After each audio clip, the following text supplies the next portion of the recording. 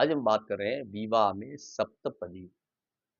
सप्तपदी का महत्व, इसे 7 फेरे समझना महान भूल है। सप्तपदी 7 फेरे नहीं है, फेरे तो 4 ही होते हैं। ये सप्तपदी है यानी 7 कदम आगे बढ़ाना। विवाह में इस सप्तपदी कर्म का बड़ा महत्व है। इसमें वर वधू का दायां चरण अग्नि से उत्तर एक-एक मंत्र पढ़ते हुए क्रमशः रखवाता है। इसके लिए अग्निकुंड से उत्तर कुछ दूरी पर अपनी परंपरा या प्रसिद्ध कुलाचार अथवा देशाचार के अनुसार 7 स्थानों पर थोड़ा-थोड़ा चावल या पान के पत्ते अथवा मेहंदी रखवानी चाहिए। महर्षि पारस्कर अपने गृह सूत्र में लिखते हैं, अथेनामुदिचिं सप्तपदानि प्रकामयति विष्णुस्त्वा नयतु सर्वत्रानुसजति। वर स्वयं मंत्र पढ़े। इस प्रकार से 7 मंत्र है। पहला है, एक मिषे विष्णुस्त्वा नयतु।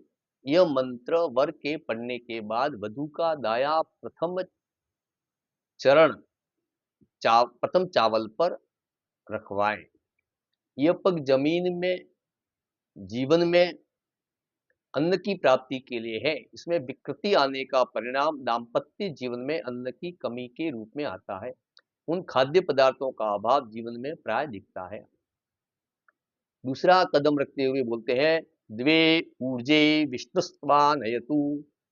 यह दूसरा पद बल प्राप्ति के लिए है। इसके विकृति का परिणाम है अनेक रोगों का आक्रमण होने पर निर्बल पड़ जाना, जो आज प्रत्यक्ष दिख रहा है। पहला जो अन्न का था, वो अन्न यदि सशक्त नहीं होगा, मजबूत नहीं होगा, शुद्ध नहीं होगा, पवित्र नहीं होगा, तो शरीर में रोगों का आक्रमण होगा। ये इसका अर्थ है। तो अन्न शुद्ध भोजन करें और उससे ऊर्जा प्राप्त करें। तीसरा कदम है, त्रीणीराय स्वोकाय विष्णुस्त्वानयतु। इस मंत्र से पद रखने का प्रभाव धन की पुष्टि के लिए है। इसका प्रभाव धन की स्थिरता के रूप में दिखता है। इसके त्याग से धन आने पर भी रुकता नहीं है। यानी आपको शुद्ध और धर्मानुसार धन का अर्जन करना चाहिए। चौथा कदम है, चतवारी मायो भवाय विष्णुस्त्वा नयतु। इस मंत्र से कन्या के पद रखवाने का फल सुख समृद्धि रूप है। इसकी विकृति का परिणाम है सब कुछ रहते हुए भी दुख से ग्रस्त रहना, अर्थात सुख समृद्धि बढ़े और इसमें विकृति नहीं आवे। यदि विकृति आती है तो दुख प्राप्त होता है।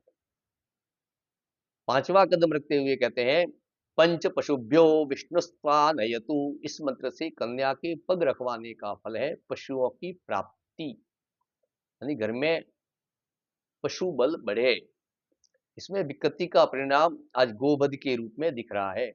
हम जिसे प्राप्त करके यज्ञादि शुभ कर्म के साथ बल विवेक की वृद्धि करते, आज उसी वंश के विनाश के साथ हमारे सत्कर्मों का भी विनाश हो रहा है। जो प्राचीन काल के अनुसार है, उसमें घर में हाथी घोड़ा जो है, गाय, इन पशुओं की वृद्धि हो। इसे वर्तमान रूप में देखा जाए तो गाय, अश्व, गज के साथ साथ वाहन आदि भी अपन देख सकते हैं। छठा कदम रखते हुए बोला जाता है, षड तुभ्यो विष्णुस्त्वा नयतु। इस मंत्र से कन्या के पद रखवाने का प्रभाव ऋतुजन्य सुख की प्राप्ति के लिए है। इसके त्याग अर्थात विधिवत न करवाने का प्रभाव आज ऋतुओं में होने वाले सुख की प्राप्त कराने वाली वस्तुएं या तो उपलब्ध नहीं होगी, अथवा आज इसका सामूहिक त्याग असमय ऋतुओं में विभिन्न विकृतियों के रूप में दिख रहा है। सातवां पद रखते समय बोला जाता है, सखे सप्तपदा भव सा मां मनुव्रता भव विष्णुस्त्वा नयतु। इस मंत्र से कन्या का पग रखवाने का प्रभाव है मैत्री भाव, अर्थात पुरुष और स्त्री मित्र रूप में है। इसके अनुष्ठान से जीवन भर पति पत्नी में मैत्री भाव बना रहता है। वर द्वारा कन्या के लिए सखे शब्द का संबोधन करने से अभिन्न समझ कर किया है, अन्यथा सखी शब्द का संबोधन करता। यह पति पत्नी में अर्धनारीश्वर की भावना ओत-प्रोत कर देता है और उसको मित्र भाव में भी बनाता है कि जब भी सलाह की जरूरत है, आपको पत्नी से सलाह लेनी चाहिए। तथा पत्नी की ख्याति 7 लोकों में फैलाना और पत्नी को सदा पति के अनुकूल बनाना, इस मंत्र के द्वारा इस 7वें पद रखवाने का प्रमुख कार्य है। इस प्रकार से ये सप्तपदी है, जिसे वर्तमान में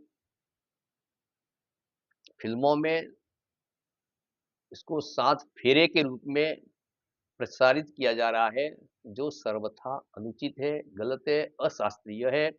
फेरे 4 होते हैं, ये सप्तपदी है, ये दोनों अलग-अलग आपको समझना होगा।